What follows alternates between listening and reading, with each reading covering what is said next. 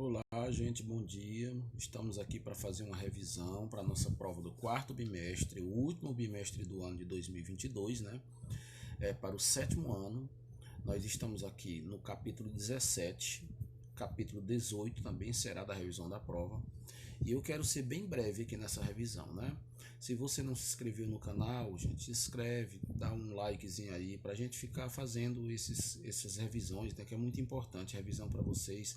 Aquela revisão em sala de aula, a gente não tem como a gente dar uma revisão eficiente, porque muito barulho, muita bagunça, geralmente o aluno não entende, porque tem os colegas fazendo barulho, sempre tem as interrupções, né, na sala de aula. E aqui no canal, gente, vocês veem somente as questões da prova, né? Somente a revisão em cima do conteúdo diretamente da prova, né? Aí eu faço isso mais para ajudar vocês, fazer com que vocês tenham mais facilidade em fazer uma prova com mais calma, com mais tranquilidade, certo? Então, o sétimo ano, né? Aqui o primeiro ponto que vocês devem analisar é aqui a bandeiras e apresamento, né? Qual o objetivo disso? Quando os colonos, né, que estavam aqui no Brasil, colonizando, tal, todo aquele processo de plantação de cana-de-açúcar, tal, exploração do pau-brasil, eles tiveram a ideia, gente, um tempo depois, fazer uma expansão para dentro do interior do Brasil, na busca de várias coisas, né, metais preciosos, as drogas do sertão, como eles chamavam as castanhas, o mel, nozes, várias sementes que existiam no interior, né, do sertão brasileiro, do interior das matas, né, do Brasil. No meio do caminho, eles também encontraram os índios e eles resolveram também escravizar esses índios. É claro que durante muito tempo já existiam os aldeamentos feito pelos jesuítas. Os jesuítas faziam toda aquela organização nas aldeias indígenas para ensinar os índios a costurar suas roupas, a cozinhar, a ler, né, a fazer contas, a cantar, a se organizar como pessoas europeias, né, como pessoas, como diziam eles, civilizadas, né. E os bandeirantes, né, como eram chamados, porque eles conduziam com uma bandeira, né, eles iam com a bandeira, vários, né? Era de 20, era 30, era 50, era 100, era 500 homens, eram muitos homens, certo? Bandeira não tinha uma quantidade certa, não. Bandeira porque eles levavam a bandeira, mas não tinha quantidade de pessoas certas, não. Então ia muita gente, pessoal, e eles chegavam nas aldeias indígenas para levar esses índios para escravizar, né? Olha aqui. De início, as expedições chamadas bandeiras de apresamento tinham como objetivo a captura de indígenas para trabalharem como escravos nas lavouras paulistas. Muitos nativos foram mortos em conflitos em decorrência de árduas condições que lhe eram impostas. Não sabiam fazer o serviço, não gostavam de fazer o serviço, eram obrigados a fazer, então morriam, apanhavam, morriam de tristeza, de pancadas, né, de tiros, de tortura. Então era muito complicado isso, né? Então você vai entender o que é isso. Então, depois das expedições que utilizavam trajetos fluviais chamados monções, começavam a ser organizadas com diversas finalidades a chegada a descobrir ouro no território brasileiro. Foi aí, gente, que eles começaram também a descobrir o ouro, né? Começaram a descobrir as pedras preciosas, diamantes, que existia no Brasil. Ele existia no interior do Brasil, né? Dentro dos rios. E eles começaram essa exploração aí, que mais na frente a gente vai ver, provavelmente no capítulo 18, a gente vai ver um pouco sobre isso. Certo? No final do ano já não dá mais tempo a gente ver o capítulo 19, mas o nosso objetivo foi tudo cumprido, né? Todos os nossos objetivos, ficou faltando um capítulo, mas eu segui totalmente a rotina que veio da Secretaria de Educação e a gente não atrasou nem adiantou nenhum capítulo. A gente seguiu toda a rotina, né? Aí como tem as provas, a gente tem que parar para a gente fazer as provas, né? E depois continuar. Como agora a gente vai parar para fazer as provas, não tem como ver o capítulo 19. O capítulo 19 a gente poderia ver lá na recuperação, né? Na recuperação com os alunos da recuperação. Então as monções eram os ventos lá na Arábia Saudita, os ventos que que vinham de outras regiões da Ásia e tal, e eles chamavam monções, né? Os ventos. Então aqui no Brasil as monções eram aquelas expedições que iam pelos rios, né, para poder fazer a captura. Geralmente os bandeirantes eles iam por dentro da mata e as monções iam por dentro, as expedições de monções iam por dentro dos rios, né? Ponto que você deve analisar também a pecuária. Olha, inicialmente o gado era criado perto dos engenhos de açúcar, né? Depois eles começaram a criar o gado mais para dentro do interior. O governo começou a dar terras para eles começarem a criar com mais tranquilidade, com mais espaço, né?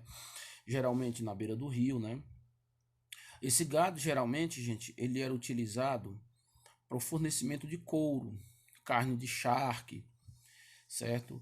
Não cita leite, né? Mas certamente, provavelmente, claro, né? Uma coisa tão clara, eles utilizavam leite também para fazer para fazer o queijo, para fazer a manteiga, para fazer a nata e vários outros derivados, né? Do leite, doces e tal. No sul do país, né? No sul da colônia, até o século XVII, o sul da colônia era habitado por povos indígenas e os limites entre América Portuguesa e Espanhola eram mal definidos. Nessa região, o gado era criado solto, ocupava grandes extensões de terra. Aos poucos, a pecuária foi sendo organizada no interior de fazendas. Foi criando-se as fazendas cercadas, né, para poder dar um limite, né, porque o gado se espalhava demais e ocupava muito espaço. Certo? As bandeiras e monções foram essas que eu já falei, né? Com essas bandeiras e monções e outras bandeiras também, gente, foram nascendo várias cidades no interior do Brasil, principalmente Mato Grosso, Minas Gerais, a cidade de Sabará, Sumidouro, Camupaã, né? Camupuã, Cuiabá, foram cidades que foram aparecendo, se organizando, né? Surgindo com essa expansão para dentro do interior. Outro ponto que você também deve ver, gente, é essa questão aqui. Deixa eu olhar aqui. Eu tô indo, gente, somente pelos pontos que você deve estudar, certo? Que é para você não ficar lendo muita coisa, né? Isso que eu tô passando aqui, você vai passar também, certo? Você vai analisar, estudar bem somente o que eu vou falar aqui, certo?